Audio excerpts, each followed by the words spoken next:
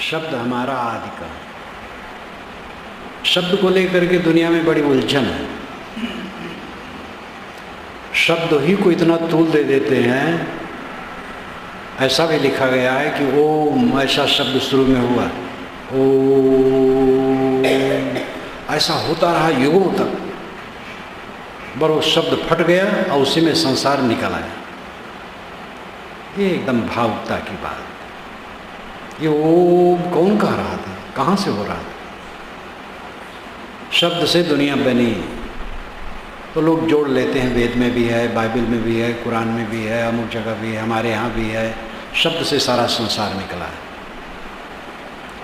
शब्द वायु के संबंध में उठता है। दो वस्तुओं की टकराहट में जब वायु में तरंग आती है, वो तरंग हमारे कान के पर्दे पर पड़ती है और हम शब्द सुनते हैं। शब्द बड़ा नहीं है, शब्द ही बड़ा है, जो शब्द का ज्ञाता है। तो शब्द को लेकर के लोग बाल की खाल काट करके ऐसी बात करते हैं जो भावुकता की बात हो जाती है। और कबीर साहब के शब्दों को लेकर के बाल की खाल निकालने वाले खूब हैं। और जो इतना प्रसिद्ध पुरुष हो जाता है, सभी लोग अपना उसमें स्थान बनाना चाहते हैं। साहब शब्द कहते हैं, शब्द नाम उपदेश, निर्णय वचन, सीधी सादी बात है। शब्द हमारा आदि का, हमारा जो उपदेश है वह आदि का है। आदि नाम मूल, अवादि नाम शुरू, दो अर्थ होता है। शुरू का काल की दृष्टि से है, आदि से चला रहा है, मतलब जब से शुरू हुआ है तब से चला रहा है। अवादि का है मूल, मूल अनादि होता है। तो आदि के दूसरे अर्थ में अनादि ध्वनित होता है। जैसे सांख्य दर्शन में सूत्र है, मूले मूला भावाद मूलम मूलम। मूल में मूल न होने से अमूल होता है मूल। मूले मूला भावात, मूल मूले मूल अभावात, मूल में मूल न होने से अमूलम मूलम, अमूल होता है, बेजड़ होती है जड़। पेड़ की जड़ होती है, जड़ की जड़ नहीं होती, जड़ बिना जड़ की होती है। प्रकृति पुरुष ये दोनों मूल हैं, और इसका मूल कोई नहीं, ये अमूल है। तो मूल का अर्थ होता है अनादि तत्व। एक मूल का अर्थ होता है शुरू, आदि नाम शुरू। जैसे कि स्वतंत्र भारत का आदि समय कौन है? 15 अगस्त 1947 स्वतंत्र भारत का आदि काल है। तो ये आदि अनादि नहीं। और दूसरा आदि है मूल, तो मूल अनादि होता ही है।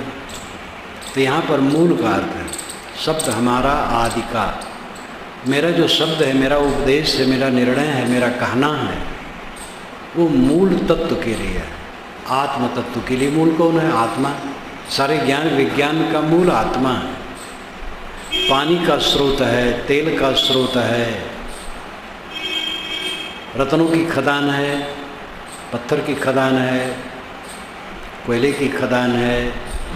ज्ञान की खदान और स्रोत कहीं नहीं, वो मनुष्य। लेकिन इसमें भी भावुकता है, मनुष्य तुच्छ है। ज्ञान का खदान ईश्वर है। ईश्वर कहाँ है जो ज्ञान का खदान है? वेद किसने बनाया? कुरान किसने बनाया? बाइबल किसने बनाई? सारा ज्ञान विज्ञान कौन शोधता है? ईश्वर का निर्धारण किसने किया? देवताओं की रचनाएं किसने की? और अनेक पूजा पाठ विधान और सिद्धांत किसने रचे? अवतारवाद की कल्पना किसने की? पैगंबरवाद की कल्पना किसने की? आत्मा, परमात्मा, पुनर्जन्म, बंध मोक्ष, ये सब का निर्णय निर्धारण किसने किया? मनुष्य ने किया। और मनुष्य को हम भुला देते हैं, ईश्वर कह करके एक परोक्ष में डाल देते हैं। स्वामी विवेकानंद भी ईश्वर को बहुत खींचे हैं। उन्होंने कहा आत्मा को तुच्छ कह करके तुम क्या पाओगे?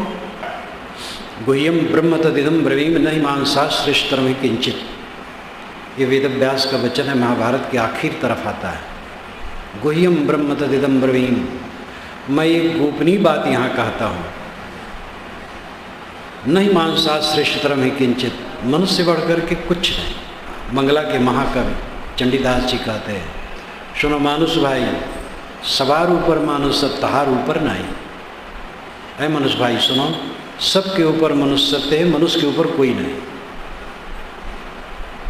ईश्वर का विवेचन करने वाला मनुष्य है, ईश्वर के स्वरूप को निर्धारित करने वाला मनुष्य है।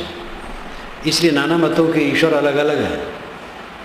असली ईश्वर तो विश्वव्यापी नियम है, जो ऋग्वेद के ऋत शब्द से जाना जाता है, वो अलग अलग नहीं। लेकिन संप्रदायों के जितने ईश्वर हैं सब अलग अलग हैं। एक ईश्वर ऐसा है कि कुरान की परंपरा को मानने वाले को स्वर्ग देता, दूसरे को नहीं देता है। दूसरा ईश्वर है जो नई बाइबल के अनुसार चलता, उसको स्वर्ग देता है, दूसरे को नहीं। तीसरा ईश्वर है जो नई बाइबल को छूता नहीं, पुरानी बाइबल के अनुसार जो चलता उसको स्वर्ग देता है। वैसे आप अपने भारतीय परंपरा में गिन लें, नाम बहुत गिन लें, बहुत नाम है। हर शाखा स्वर्ग और मोक्ष अपने यहाँ रिजर्व किए है, दूसरे यहाँ नहीं होता है मोक्ष। हमारे मत में होता है, दूसरे यहाँ नहीं। और नाम लेकर के समय बर्बाद करना बेकार है। एक एक संप्रदाय में जो भिन्न शाखाएं हैं, रामानंद संप्रदाय, दोनों वैष्णव हैं। रामानंद और रामानुज संप्रदाय में खूब कटाकटी।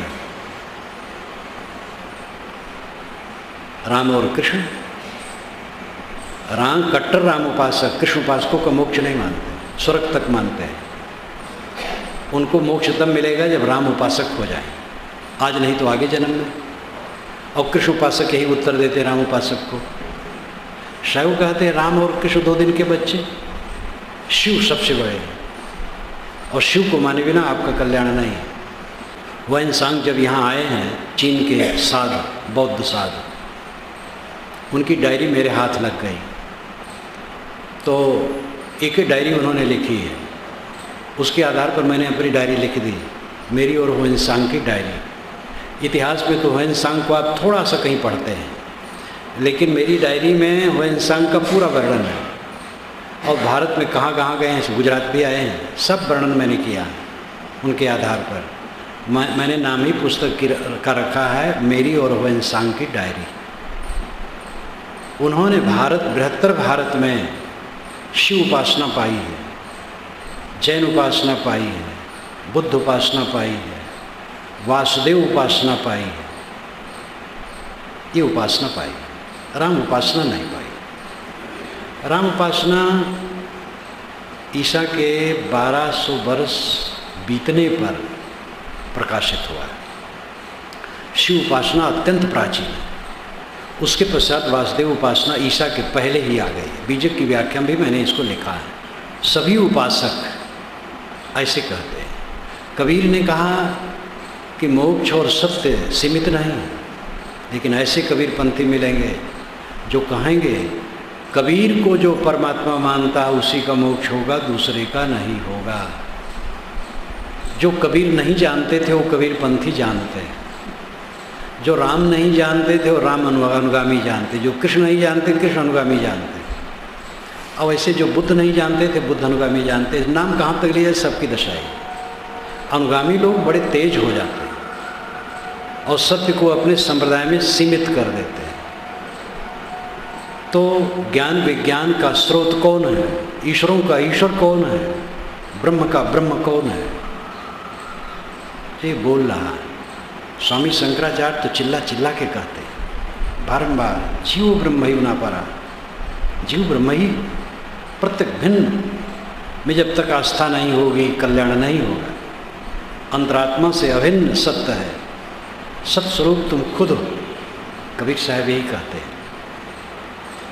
तो जो मूल है कौन है, ज्ञान विज्ञान का मूल कौन है? आप है। आपका परिचय कबीर साहब वाणी देते हैं। आत्म धन जय ठौर है, वचन कबीर उपदेश। कबीर के वचनों का उपदेश आत्म धन के लिए। आत्म धन ही भारतीय परंपरा में उपासनीय है। अन्य परंपराओं में जो विदेशी परंपरा है उसमें उपास्य वहाँ के महापुरुष हैं जो मत के प्रवर्तक हैं, नाम लेने की जरूरत नहीं। अनेक संप्रदाय हैं विदेश के, तो जिस मत के जो प्रवर्तक हैं, संचालक हैं, उपासना के वे केंद्र में हैं। अगर उनको न माने तो स्वर्ग नहीं होता है। भारतीय परंपरा में कहीं आप नहीं दिखा सकते हैं। वेद चारों, उपनिषदें समस्त, छह शास्त्र कहीं नहीं बता सकते हैं कि मनुष्य की उपासना के केंद्र में कोई मनुष्य है। कोई ऋषि नहीं है। ऋषि सब पूज्य हैं। वेद के ऋषि सब पूज्य हैं, शास्त्र के ऋषि पूज्य हैं, उपनिषद के ऋषि पूज्य हैं, लेकिन कोई आत्मा, कोई उपासना के केंद्र में नहीं है। उपासना के केंद्र में आत्मा है। ये भारतीय परंपरा का उदात्त विचार, राजपथ है। इसमें सबका समाहार है। राम कृष्ण की उपासना तो बहुत पीछे चली। शिव कल्याण स्वरूप है। प्रपंचोपशमम शांतम शिवम अद्वैतम चतुर्थम मन्यन्ते सा आत्मा सा विज्ञेया। ये मूल मंत्र है पूरा। नान्तः प्रज्ञम न बहिष्प्रज्ञम नो भयतः प्रज्ञम न प्रज्ञानगरम न प्रज्ञम न प्रज्ञम अव्यवहार मग्राह्यम लक्षणम चिंतमपदेश में एकात्म प्रत्ययसारम प्रपंचोपशमम शांतम शिवम अद्वैतम चतुर्थम मन्यन्ते सा आत्मा सा विज्ञेया। ये मांडूक्य उपनिषद का एक मंत्र है, गद्यात्मक मंत्र है। नान्तः प्रज्ञम, भीतर कुछ नहीं जानता है, न बहिष्प्रज्ञम, बाहर कुछ नहीं जानता है, नो भयतः प्रज्ञम, दोनों तरह नहीं जानता है, न वो प्रज्ञम न अप्रज्ञम, न वो प्रज्ञ है न अप्रज्ञ, न ज्ञाता है न अज्ञाता है। वो अव्यवहार है, अग्राह्य है, अलक्षण है, उसका बाहर लक्षण नहीं। अचिंतम, वो स्मरण से रहित है, अचिंतम। और अग्राह्यम, एक आत्म प्रत्ययसारम, एक आत्म अस्तित्व मात्र, एक आत्म बोध मात्र। इस गद्य में ये अंश बहुत महत्वपूर्ण है, जान है इसकी। एक आत्म प्रत्यय सारम, एक आत्म प्रत्यय सारम, एक अद्वितीय आत्म स्वयं प्रत्यय बोध सारम सत्य। ये जो आत्मा का बोध है, मैं हूँ, यही सार है। प्रपंचोपशमन, जब प्रपंच का उपशमन हो जाता है। प्रपंच है मन, मन सामने आए तो जगत सामने खड़ा हो गया। गाड़ी में भी मन नहीं रहा, केवल शांत। जैसे नींद खुली, मन सामने खड़ा हो गया, बस जगत सामने खड़ा हो गया। तो हर्ष अमर्ष, ये दो द्वंद्व सवार हो गए। साधक का यही काम है कि जीवन में उसके हर्ष अमर्ष समाप्त हो जाए। नींद खुले, न हर्ष न अमर्ष, सम। ये बाहर के कूड़ा कबाड़ को लेकर के हर्ष अमर्ष हो रहा है, और सारा कूड़ा कबाड़ कार्य पदार्थ है। मूल प्रकृति जड़ है और उसकी विकृत ये कार्य पदार्थ, घर घड़ा शरीर, वस्तुएं तमाम जो चित्र विचित्र दिखाई देती हैं, ये कार्य पदार्थ, ये विकार है। पानी की बुलबुले की तरह बनते और मिटते हैं। ये दृष्टि जिसकी निरंतर हो जाती है, हर्ष अमर्ष से पार हो जाता है। नींद खुली, न कहीं हर्ष है न अमर्ष है। ये अपने को ऊपर उठाने से होगा, चिपके रहने से नहीं होगा। हवाई जहाज पर बैठा हुआ व्यक्ति ये नगरों को चिपका हुआ देखता है जमीन में।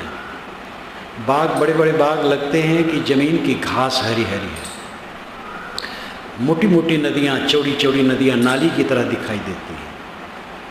इसी प्रकार जो भौतिक धरातल से ऊपर उठ जाता है जिसका चित्त, उसको सारा संसार खिलौना लगता है। फिर हर्ष किसका, किसका अमर्ष किया जाए, किसका हर्ष किया जाए? हर्ष अमर्ष ज़्यादा है शब्दों में चलता है। मनुष्य के पीछे भयंकर रोग है शब्द और मन, ये दो शक्तियाँ मनुष्य में काफ़ी विकसित हैं। विकसित क्या है? बहुत विकसित है। और यही इसका सरदर्द है और यही मोक्ष का कारण है। प्रकृति ने अगर इसको भी बांध दिया होता मनुष्य को तो ये भी जानवर होता। जानवर का मन संकुचित है। खाना पीना, प्रजनन करना, अपनी जगह की याद कर लेना, शाम को अपने खूंटे पर खड़ा हो जाना, पक्षियों का अपने घोंसले में आ जाना, चींटियों का अपने बिल में आ जाना, ये सब हो जाता है। मन उनके पास है, बहुत संक्षिप्त मन है, इसके आगे वो सोच नहीं सकते। वाणी उनके पास नहीं, बो ची टू थोड़ा कर देंगे बस। कुत्ता ज़्यादा भौंक देगा। कोई वैखरी भाषा नहीं बोल सकता, इसलिए उपद्रव रहित है वो, बहुत शांत, बहुत सुखी। आदमी का मन और आदमी की वाणी बहुत विकसित है, इसलिए बहुत उलझा है। मन उससे सोच सोच करके मन को इसने फोड़ा बनाया, मवाद बनाया, और वाणी से बोल बोल करके वातावरण को बहुत प्रदूषित किया है। ज्ञान के नाम पर कितना अज्ञान चलता है, शास्त्रों के नाम पर कितना अशास्त्र चलता है, गुरबाणी के नाम पर कितना अगुरबाणी चलती है, कुगुरबाणी चलती है। इसलिए नीरछीर विवेक के बिना कहीं कल्याण नहीं। साधु ऐसा चाहिए जैसा सूप सुभाए, सार सार को गई रहे थोथा दे उड़ाए। शास्त्र आदरणीय है, परंपरा आदरणीय है, महापुरुष आदरणीय है, लेकिन सबके ऊपर विवेक है। ये दुहाई न दो फलाने ने कहा है, ये दुहाई न दो अमुक ग्रंथ में लिखा है, ये दुहाई न दो इतनी पुरानी बात है, ये दुहाई मत दो कि इतनी बड़ी जनसंख्या इसको मानती है। बताओ वस्तु क्या है, बात क्या है, और बात पर विवेक किया जाएगा। युक्ति से और प्रमाण से सिद्ध हो तो मान्य। दो चीज़ें हैं, युक्ति और प्रमाण। युक्ति प्रबल है, प्रमाण सहयोगी है। जैसे एक बात लो, वेदों में अब्राह्मण और स्त्री का अधिकार नहीं है, ऐसा पौराणिक पंडित कहते हैं। युक्ति प्रमाण क्या है? युक्ति है कि स्त्री को पढ़ाया जाए तो वेद पढ़ती है, और शूद्र जिनका नाम है उनको पढ़ाया जाए तो वेद पढ़ते हैं और जानते भी हैं, समझते भी हैं। तो युक्ति से तो बात कट गई कि स्त्री और अब्राह्मण वेद के अधिकारी नहीं है, ये बात युक्ति से कट गई। प्रमाण दूसरी बात है। वेद मंत्रों की रचयिताएँ स्त्रियां हैं और शूद्र हैं, तो प्रमाण से भी कट गया। यद्यपि युक्ति प्रबल है, प्रमाण न हो तो कोई हर्ज नहीं। प्रमाण भी युक्ति के तहत ही माना जाता है। युक्ति प्रबल है। युक्ति युक्तम उपादेयम वचनम बालकाद्य अन्न तृणमेव त्याज्यम अप्युक्तम पद्मजोनिना। युक्ति पूर्वक वचन बालक के भी प्रिय है। अब अयुक्त वचन ब्रह्मा का है तो भी नहीं मानना चाहिए। ये संस्कृत के पंडितों ने ही कहा है। सब संस्कृत के पंडित पोगापंथी नहीं थे। जो ये कहा जाता पंडित पोगापंथी है, पंडित पोगापंथी, महात्मा पोगापंथी है, ज्ञानी जी पोगापंथी, मौलवी साहब हैं, पादरी जी हैं, सब में पोगापंथी है, और विवेकवान सब में है। इसलिए कोई वर्ग, कोई देश, कोई काल जब बहुत बड़ाई करने लगता है तो मैं तो बिल्कुल पसंद नहीं करता। कबीर साहब ने कहा है, नग पसाण जग सकल है, पारख बिरला खोए, नगते उत्तम पारखी जग में बिरला होए। नग और पषाण सर्वत्र है। नग रत्न, पषाण पत्थर, पत्थर और रत्न सर्वत्र है, परखने वाले बिरले हैं। नग ते उत्तम पारखी, लेकिन नग से उत्तम पारखी है, ज्ञान से बड़ा ज्ञानी है। जो जगत में बिरले होते हैं नीरछीर विवेक करने वाले। कबीर साहब ने सूप का उदाहरण दिया। फटक लो, सूप सुभाए रखो, फटक दो भूसी उड़ जाए, चावल रखो। वेद के ऋषि ने चलनी का उदाहरण दिया हजारों वर्ष पूर्व। सक्तुम इव तितुना पुनंतो यत्र धीरा मनसा वाचम कृत। सक्तुम इव तितुना मनसा वाचम और कृत। सक्तुम सतुआ, भुना हुआ आटा। भुना हुआ आटा सत्तू वैदिक ऋषि खूब खाते थे, सोमरस मिला करके। ये सत्तू बहुत पुराना है। सत्तू आज भी बिहार में खूब मिलता है, और जगह तो नहीं मिलता, बिहार में मिलता है, कम नहीं खूब, बाजार बाजार में मिलता है। सक्तुम इव तितुना, टितौनाम चलनी, तितौना नाम चालना। जैसे चलनी से सत्तू आटा छाना जाता है, वैसे विवेक से वाणी को छानो, ये वेद के ऋषि कहते हैं। तो युक्ति श्रेष्ठ है, फिर प्रमाण सहायक है। इसलिए परंपरा की दुहाई मत दो, कोई ग्रंथ की दुहाई ना दो, कोई महापुरुष की दुहाई ना दो। एक महापुरुष की दुहाई दोगे तो दूसरे महापुरुष की तनुज्जली करोगे। जो श्रद्धाहीन है वो कहीं का नहीं है। श्रद्धाहीन व्यक्ति बिखर जाता है और अधिक श्रद्धा हिंसा पैदा करती है। श्रद्धाहीन आदमी कहीं श्रद्धा नहीं, कुछ समझना ही नहीं चाहता, वो बर्बाद हो जाता है।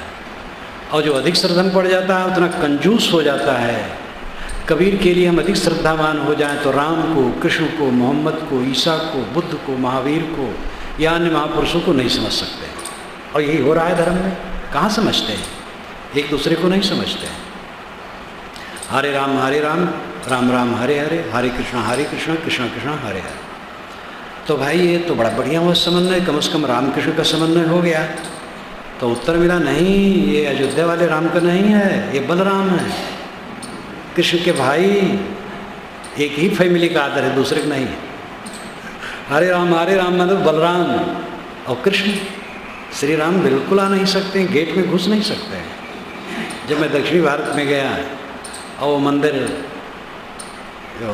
याद नहीं है 16 एकड़ में, तो दुभाषी ने बताया आप यहाँ के राम कृष्ण और विष्णु यहाँ नहीं पूजे जाते हैं, यहाँ महादेव की फैमिली पूजी जाती है। तो ये संकुचितता, ये श्रद्धा नहीं है, जड़ता। श्रद्धा शब्द दिया गया है निघंटु में, वेद के निघंटु में, और यास्क मुनि ने जिसका भाष्य किया है। तो भाष्य तो बहुत नहीं किए हैं, कहीं कहीं तो एक एक पदार्थ का 100 पर्याय है, एक का 2 का कर दिए, बाकी छोड़ दिए। कहीं कहीं 2-4 का किए हैं। श्रद्धा शब्द निघंटु में आया है, निरुक्त में भी उसका भाष्य किया गया है। श्रद्धा 2 पद मिला करके श्रद्धा शब्द बनता है। सत नाम सत्य, धा नाम धारण करना। जो सत्य को धारण करे वो बुद्धि श्रद्धा है। लेकिन श्रद्धा का अर्थ क्या हो गया है? अंधविश्वास। तो श्रद्धा जड़ता हो गई। आजकल क्या, पहले से भी श्रद्धा के नाम पर हिंसा हुई, रक्तपात भी हुआ है, लेकिन रक्तपात ही हिंसा नहीं है। अगर हम राम का मूल्य नहीं समझते, कृष्ण का मूल्य नहीं समझते, बुद्ध का, महावीर का, मोहम्मद का, ईसा का, शंकराचार्य का, विवेकानंद का मूल्य नहीं समझते, तो श्रद्धा कहाँ है? श्रद्धावान तो बनेंगे, हम किसी के पक्षधर हैं, लेकिन श्रद्धा नहीं। श्रद्धा तरल होनी चाहिए, सत्य को धारण करे तब श्रद्धा है। ये तो जड़ता धारण है। अश्रद्धालु होना पतन का रास्ता है, और श्रद्धालु होना तो आजकल का जैसे श्रद्धालु और पतन का रास्ता है। अश्रद्धालु तो कभी श्रद्धालु बन सकता है, लेकिन ये श्रद्धालु सही श्रद्धालु नहीं बन सकते। ये जड़े रहेंगे जीवन भर और मर जाएंगे। एक फिरके में बंधे हुए एक महापुरुष को दुनिया भर का मालिक मान करके डूब मरेंगे, और सत्य को नहीं समझ सकते। इसलिए उदार होने की जरूरत है। शब्द हमारा आदि का, पल पल करहु याद। साहब कहते मेरा शब्द, मेरा उपदेश, मेरा विचार आदि का, मूल का, आत्मा का परिचय है। आत्मा ही पल पल स्मरणीय है। आत्मा का स्मरण करो, आत्मा में अनुरक्त हो, आत्मचिंतन करो, आत्मलीनता में जाओ। आत्मचिंतन और आत्मलीनता, अपने आत्मा के लक्षणों का स्मरण करो। मैं अजर हूँ, अमर हूँ, नित्य हूँ, शुद्ध हूँ, बुद्ध हूँ, अकेला हूँ, केवल हूँ। मेरे में जगत नहीं है, प्रपंच नहीं है, मन नहीं, बुद्धि नहीं, अहंकार नहीं। यह स्थूल काया एड़ी से चोटी तक अन्नमय कोश मैं नहीं। इसके अंदर दूसरा कोश प्राणमय वायव्य अंश वो मैं नहीं। उसके अंदर मनोमय स्मृतियों का पुंज वो मनोमय कोश में नहीं। उसके अंदर विज्ञानमय कोश बुद्धि का प्रकाश वो मैं नहीं। उसके अंदर आनंदमय कोश आम महम जहाँ होता है अनुकूल प्राणी पदार्थों के संगम में जहाँ अनुकूलता लगती है वो भी मैं नहीं।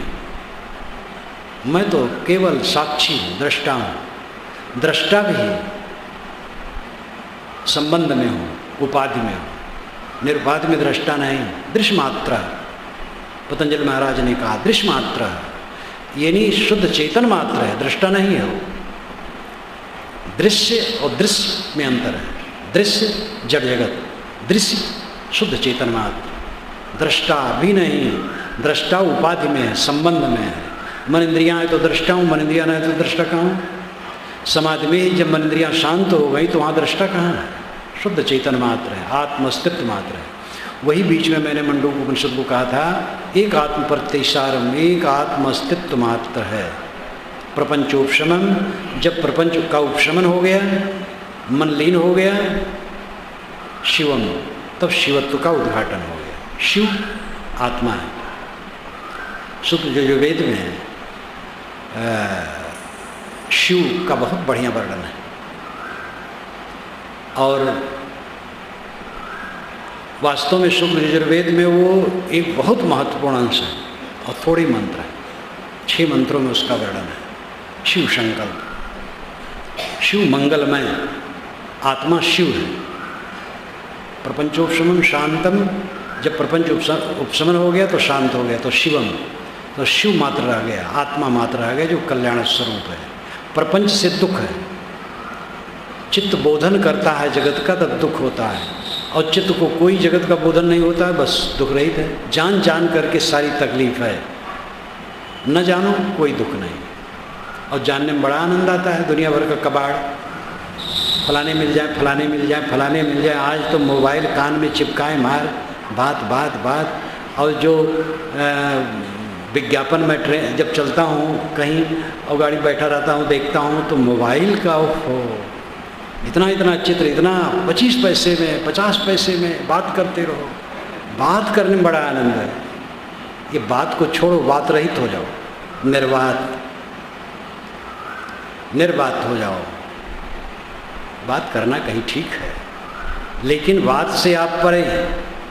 एक बात रोग होता है जो गांठ होठ में दर्द उत्पन्न करता है, और दूसरा बात रोग होता है।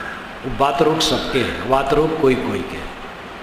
बात का रोग, बतियाने का रोग मनुष्य को बहुत है, और बतिया बतिया करके, बात कर कर के प्रदूषित कर रहा है। शिवम अद्वैतम, अकेली अवस्था है। चतुर्थम मन्यन्ते, ये चतुर्थ अवस्था है, जागृत स्वप्न सुसुप्त से परे। इसको वेदांती तुर्यगा कहते हैं। यहाँ तुर्यगा शब्द नहीं है, लेकिन वो शब्द है उनका, वैसा कहते हैं, बुरा नहीं, तुर्यगा। और ये विज्ञेय, जानने योग्य है। जानने वाले को जानो। आज तक जानी हुई वस्तुओं को जान रहे हो, जो सबको जानता है उसको नहीं जान रहे हो, अपने को नहीं जान रहे हो। और सबको पाने की बड़ी लालसा, अपने को पाने की लालसा नहीं। इसलिए सबको पाते पाते खाली खाली रहते हैं। इसमें जो जवान बैठे हो तो आशा में होंगे कि मिलेगा, अभी नहीं मिला तो अभी मिलेगा। लेकिन उनके पास जो बूढ़े बैठे हैं उनसे पूछ लो उनको क्या मिला है।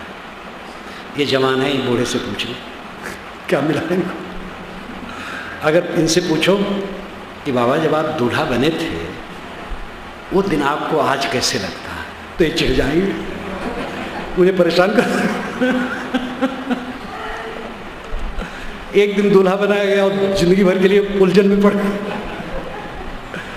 रमई काका की इसमें हमें याद आती है। लखनऊ के रमई काका विद्वान पुरुष थे, लेकिन वह विनोद में खूब कहे, व्यंग लेखक थे। देहाती भाषा में, लखनवी भाषा में उन्होंने कहा है। तो रमई काका ने कहा कि हम अमीनाबाद मार्केट में पहुंच गए, तो वो स्त्री का एक पुतला खड़ा था। आजकल आप जानते हैं दुकानों पर खड़ा रहता पुतला। तो मैंने कहा मैडम नमस्ते। तो लोग खड़े थे, अरे रमई काका तुम नहीं समझे तो पुतला है। उन्होंने कहा धोखा होएगा, धोखा होएगा। लखनऊ क्षेत्र में कहते धोखा होएगा, हो गया होएगा, धोखा होएगा। दूसरे दिन दूसरे दुकान पर पहुँचे, वहाँ एक सुंदरी स्त्री सज धज के खड़ी थी। ये समझे पुतला है, तो कंधे पर हाथ रखे तो उसने एक चाटा मारा। और वही काका ने कहा धोखा होगा। अगर हम आप विचार करें तो जीवन में धोखा है। आप बप्पा बने बच्चों की धोखा होगा कि नहीं? बप्पा बन करके क्या पाए हो? लड़कों से खींचो झगड़ा करो। हम लोग गुरु बन गए, धोखा होगा। हम लोग को गुरु बनना भी धोखा है। अपने मन का गुरु बनना चाहिए। जो दूसरे गुरु हम बन रहे हैं धोखा खा रहे हैं, धोखा होगा, कुछ मिलेगा नहीं। इसमें जो शुरू से सर्विस करते रहे, पैसा पाते रहे, पैसा आया गया, क्या धरा? कुछ धरा है तो वो भी चला जाएगा, रुकेगा नहीं। कुछ किसी के साथ रहता नहीं। जो रहता नहीं उसको उसी को पकड़ने के लिए ज़बरदस्त ढंग से लगे, और जो कभी नहीं बिछुड़ता है उस अपने आत्म अस्तित्व से हम बेभान हैं। ये हमारे जीवन का महाधोखा है। साहब कहते हैं शब्द हमारा आदि का पल पल करहु याद। मैं मूल आत्म तत्व के विषय में उपदेश करता हूँ, उसी का स्मरण करो, अंत फलेगी माहली। इस परिश्रम का फल ये होगा कि तुम माहली हो जाओगे, महल के हो जाओगे, महल में रहने वाले। महल के विषय में साहब ने अन्यत्र भी कहा है, माँझ मझरिया बसे सुजाने जन हुई हैं सुथीरा हो, निर्भय भय ताँ गुर की नगरिया सुख सोयदास कबीरा हो। माँझ मझरिया ये अवधी भाषा का शब्द है। माँझ मझरिया का मतलब बीच में, जो बीच में बसना जानता है। जन हुई है सुथीरा हो, स्थिर होगा। ये बीच में कहना भी सोपाधि है, उपाधि युक्त है, शरीर के कारण है। बीच और अगल बगल कुछ नहीं। आत्मा में बसना जो जाने, आत्मा ही बीच है, आत्मा ही हमारा केंद्र है। एक केंद्र होता है, एक परिधि होती है। ध्यान दीजिए, केंद्र और परिधि। तेली का कोल्हू पहले जमाने वाला, आज तो वहीं घूमता है। कोल्हू होता था, बैल उसमें जुड़ता था, वो चारों तरफ से घूमता था, और बीच में कोल्हू में घानी पड़ी रहती थी, तेल उससे चूता रहता था। तो केंद्र में कोल्हू है और बैल परिधि में घूमता है। परिधि में घूमते घूमते जीवन बिता देता है बैल, कोल्हू के पास कभी नहीं पहुंचता। वो चक्र काटता रहता परिधि में चक्र में, राउंड राउंड राउंड। केंद्र आत्मा है, मन परिधि, और मन से जितना सोचा जाता है सब परिधि।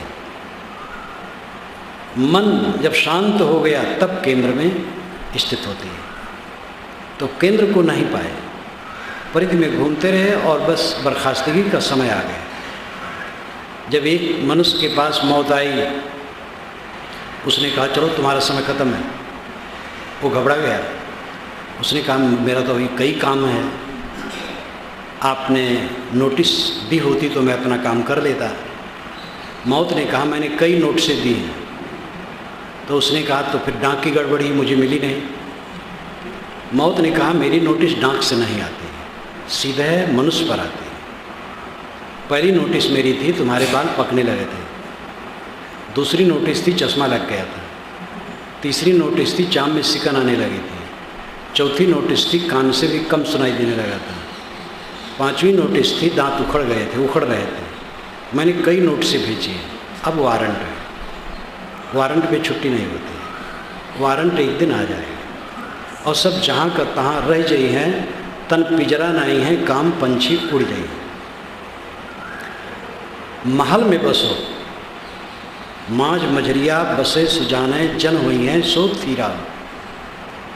जो बीच में बसना जानेगा वो स्थिर होगा। अभिप्राय हुआ अपने आप में बसना जानेगा वो स्थिर होगा। निर्भय भय ता गुरु की नगरियाँ सुख सोए दास कबीरा। साहब कहते दास कबीर तो गुरु के नगर में निर्भय होकर सो रहा। कितना बढ़िया मस्तानगी का शब्द है। निर्भय भय ता गुरु की नगरियाँ सुख सोए दास कबीरा। जो निर्भय होगा वही सुख से सोएगा, और भय तब तक होगा जब तक मोह होगा। मोह मिटे बिना निर्भय कोई नहीं हो सकता। भरथर जी ने कहा है भोगे रोग भयम कुलेच्युत भयम वित्ति निर्पालाद भयम माने दैन भयम बलिरुप भयम रूपे जराया भयम शास्त्रीवाद भयम कुणे खल भयम काय कृतांताद भयम सर्वम वस्तु भयान्वितम भूनाम वैराग्य मेवा भयम। भोग में रोग का भय, जितना भोगी उतना रोगी। भोगी रोग भयम कुलिच्युत भयम, कुल परिवार बढ़ता है तो पतन का डर लगा रहता है, बाल बच्चे ज़्यादा हो गए, कौन कहाँ फिसले कुछ ठिकाना नहीं। कुलिच्युत भयम वित्त निरपालाद भयम, धन में राजा इत्यादि का डर रहता। आज ही इनकम टैक्स वाले छापा नहीं मारते, पहले भी मारते थे। आज तो भला कानून से पकड़ते हैं, पहले तो कानून की जरूरत नहीं, राजा कहे सुनाओ, जिसका जो ले ले ले ले। ऐसे को तो मैं अपने जीवन में भी अंग्रेज गवर्नमेंट के ज़माने में देखा हूँ कि कैसे वो करते थे। जहाँ मेरा शरीर जन्मा है उसके कोई 8 किलोमीटर दूरी पर दुर्गा प्रसाद साहब 3 कोस के राजा थे, बहुत रोबदार दानी, शराब पीते थे, लखनऊ से वेश्याएँ आती थी, वो राजा वजिक जो काम है सब होता था, लेकिन दानी, पेटी उनके साथ रहती थी। अगर वो बाग में घूमते हैं तो एक नौकर पेटी साथ में, ब्राह्मण साधु कोई आए उसमें से निकाल के कुछ दे देते, दानी थे। और लगान तो मिलती ही थी, लगान में से थोड़ा सा अंग्रेज गवर्नमेंट को देना होता था।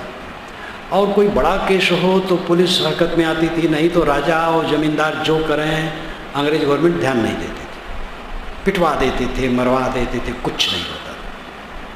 मैं वो तो मरवाए नहीं, लेकिन इतना रोजगार थे उनके, एक एक किसान थे जिसके 25-25, 30-30 हल चलते थे।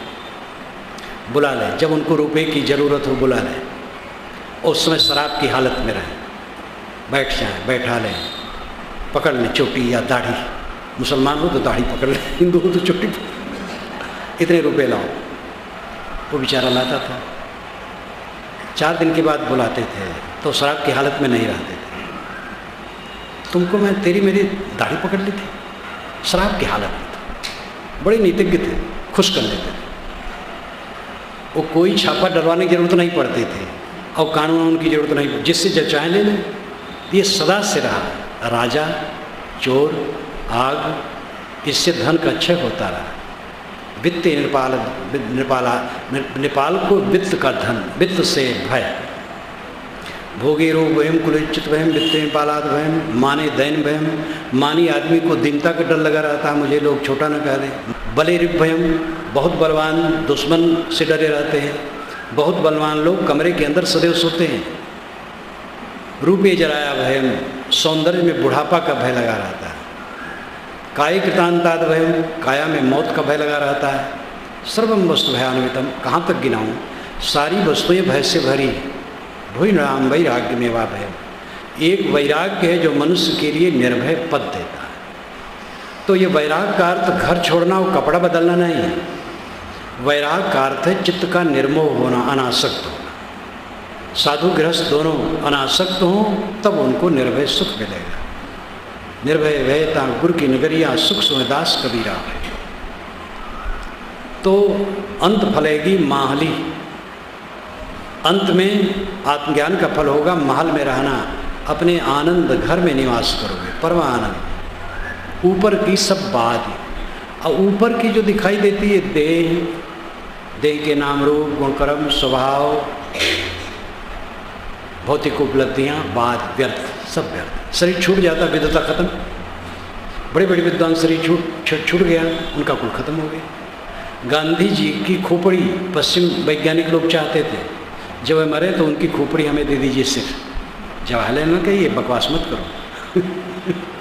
जवाहरलाल को कुछ लोग समझते थे रे वो पश्चिमी सभ्यता पूर्वी सभ्यता दोनों के संगम थे। गांधी जी का वाक्य, जब एक ने कहा कि जवाहर तो पश्चिमी सभ्यता के संस्कार वाले हैं, तो गांधी ने कहा तुम जवाहर को क्या समझते हो, वो पश्चिमी पूर्वी का संगम है। तो उन्होंने कहा, डांटा कि ये सब बकवास मत करो, खोपड़ी हम किसी की नहीं देंगे। जिसका शरीर छुटा, ज्ञान विज्ञान खत्म। तुलसी धन धाम शरीरे लय, ये कहावत कही जाती है। तो ऊपर की सब बात, ऊपर का सब व्यर्थ है, दिखावा है। ये द्वंद्व क्यों आता है? साहब ने कहा है, जहाँ बोलता अक्षर आया, जहाँ अक्षर था मन ही दृढ़ाया, बोल बोल एक हो जाए, जिन्हें अलखा से बिरला हुई। जहाँ बोले तहाँ अक्षर आएंगे, अक्षर आएंगे, मात्राएं आएंगी, शब्द बनेंगे, वाक्य बनेंगे और अर्थ कुछ मन बना लेगा। जहाँ बोल तहाँ अक्षर आया और जहाँ अक्षर तहाँ मन ही दृढ़ाया। जहाँ बोले तहाँ अक्षर शब्द वाक्य बने और वहाँ मन कुछ अर्थ लगाया और हर्ष माना या शोक माना, लेकिन बोल अबोल एक हो जाइए जिन्हें अलखा सुबिरला हो। जो बोल अबोल में एक हो जाए ऐसे को समझने वाला बिरला है। हमारी कोई प्रशंसा की, हमारी कोई निंदा की, दोनों में हमें हर्ष समर्श नहीं हुआ, तब ये समझना हुआ। किसी ने हमारी प्रशंसा कर दी, मन फूल गया, किसी ने थोड़ा सा कम कह दिया, मन पचक गया, तो ये कच्चा सौदा है, आत्मस्थित नहीं। अपने को अंदर में इतना मजबूत कर लो कि बाहर का कोई घात प्रतिघात प्रभाव न डाल सके। साहब ने कहा है, आत्म अनुभव जब भयो तब नहीं हर्ष विषाद, चित्र दीप समवय रहे तज के बाद विवाद। जब आत्म का अनुभव हुआ, आत्म का अनुभव का अर्थ है आत्मा की स्थित प्रपंच शून्य, और उस स्थिति में जो रहता है वो देखते हुए नहीं देखता, जानते हुए नहीं जानता, व्यवहार करते हुए मानो नहीं करता है, वो समझता है सब क्षणिक।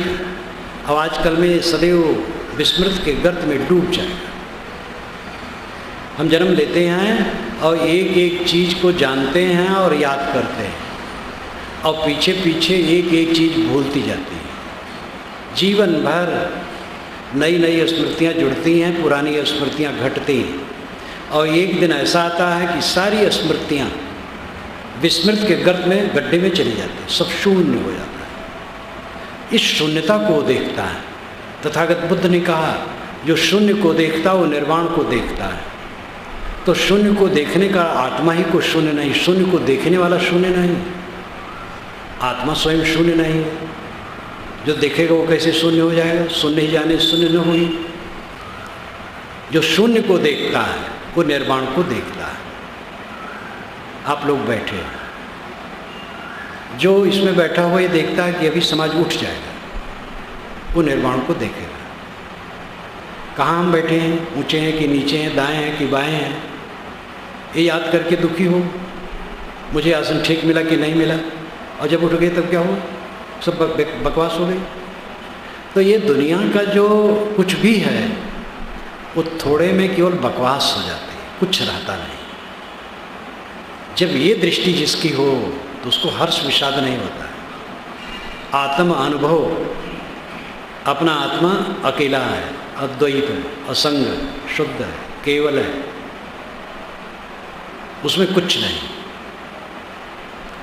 ये भाव जिसका बना रहता है वो आत्मानुभवी है, उसको हर्ष विषाद किसका होगा? है ही नहीं कुछ। अभी एक सज्जन ने बताया कि अभी अखबार में पढ़ा हूँ कि स्वामी शंकराचार्य जंगल में होके जा रहे थे, उनका शिष्य भी साथ में था, तो एक हाथी दौड़ाया तो शंकराचार्य स्वामी भागने लगे। तो शिष्य ने कहा, महाराज आप तो कहते सब माया है, हाथी भी माया है, दौड़ भागते क्यों हैं? तो उन्होंने कहा मेरा भागना भी माया है।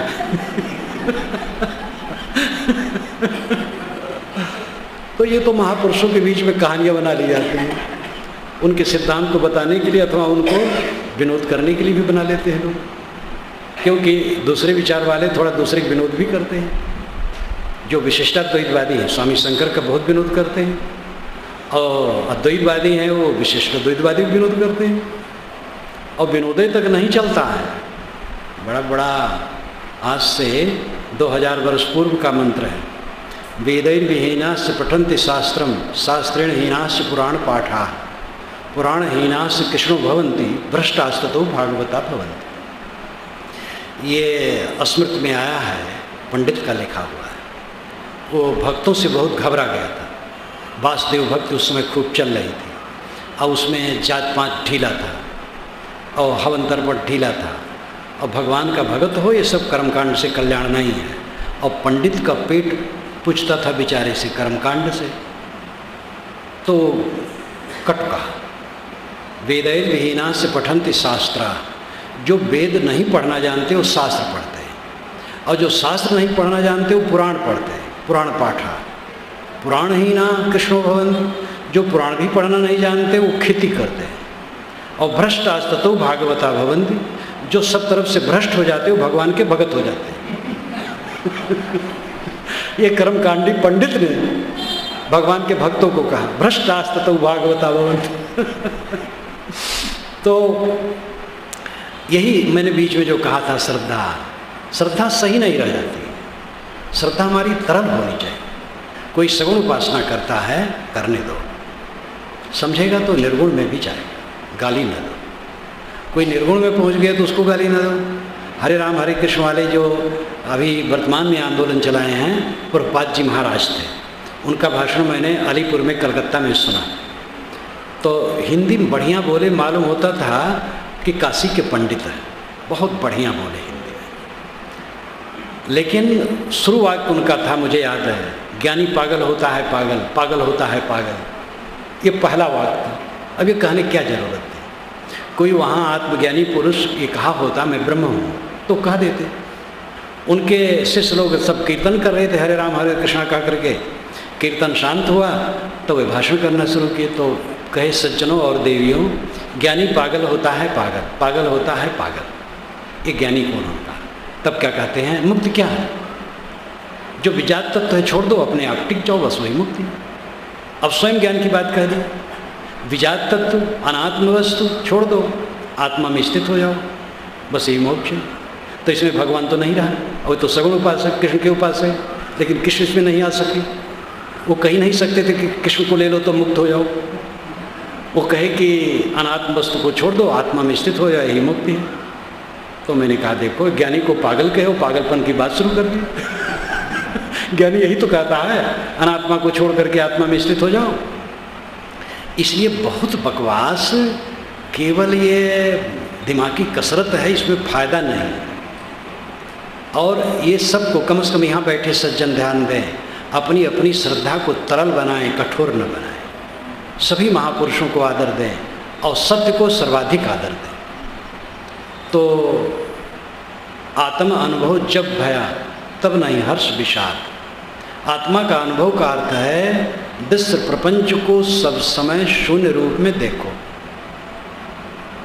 जब समाज में साधक पहुंचता है, परिपक्व साधक, संकल्प शांत कर देता है, कुछ नहीं सोचता, निरांत शांत। इसी को योग दर्शन में असंप्रज्ञात कहते हैं। असंप्रज्ञात का मतलब कुछ ज्ञात नहीं, वहाँ कुछ जाना नहीं जाता है। और जब व्यवहार में है, खाता पीता काम धंधा करता है, तो वो बुद्धि से समझता है कि ये सब प्रपंच आत्मा में नहीं। इसलिए सब समय अद्वैत और केवल है, सब समय असंग है। कठोपनिषद बताया गया है कि ज्ञान से उसको समझना चाहिए और उस समाधि में पहुंच करके उसको समझना चाहिए। दो प्रकार से समझना चाहिए। ज्ञान से गुरु बताएंगे और उसको समझो, अपनी बुद्धि लगाओ कि मेरा आत्मा सभी अनात्म वस्तुओं से अलग असंग है। लेकिन समाधि में जब जाओ, सारे संकल्प शांत हो जाएंगे, तब असंगता का बोध होगा। बात बात से नहीं होगा, बात बात से बौद्धिक बोध होगा। जब संकल्प शांत हो जाएंगे तब साक्षात्कार हो, उसी को साक्षात्कार कहते हैं, आत्मनिष्ठित। तो आत्म अनुभव जब हुआ, जब आत्मा का अनुभव होने लगा निरंतर, तो ये सारी उपलब्धियाँ झूठी लगती। तो हर्ष विषाद उसमें हो ही नहीं सकता। क्या हर्ष, क्या विषाद, क्या मिला, क्या छुटा, किसने क्या कह दिया? जिसने जो कह दिया उसका अपना विचार है, वो मर जाएगा, मेरा शरीर मर जाएगा। मेरे अपने जीवन में मैंने देखा, इतने दिनों तक कौन कौन मिले। ऐसी ऐसी सभा हुई जिसमें आधा घंटा पौना घंटा एक प्रवक्ता प्रतिष्ठित मुझे कट कहता रहा, गाली देता रहा, और हजारों की भीड़ थी, बहुत बड़ी सभा थी। मैं चुप रहा। जब वो बंद किया तो दूसरा प्रवक्ता उसको बहुत कहा। मैंने इशारा किया आप न बोलिए, लेकिन वो माने नहीं। उन्हीं नंबर था तो मैंने कहे तो सत्य, लेकिन उनको बहुत लताड़े। अंतिम में मेरा था तो मैं बोला, उसको छुआ नहीं, अपनी बात कह दी। सभा बहुत खुश हुई। जब उठा, रात का समय था, तो मेरे पीछे पीछे उन्हीं का शिष्य चलने लगा जो मुझे गाली दिए थे सभा में। तो वो पहले जब खड़ा हुआ तो उस पीछे बैठा था, तो मेरा पैर पकड़ लिया, कहे साहब आप सुने नहीं उनकी बात? तो मैं हंस दिया। वो पीछे पीछे चलने लगा। अंत में बेचारे बहुत लज्जित हुए। पूरा समाज उन पर नाखुश हुआ और पूरा समाज मुझसे खुश। मैंने कहा लाभ किसको हुआ? मैं सह लिया, मुझे लाभ हुआ, और वो अटपटांग बके उनकी हानि हुई, मन भी खराब हुआ, बाहर से भी बदनाम हुए।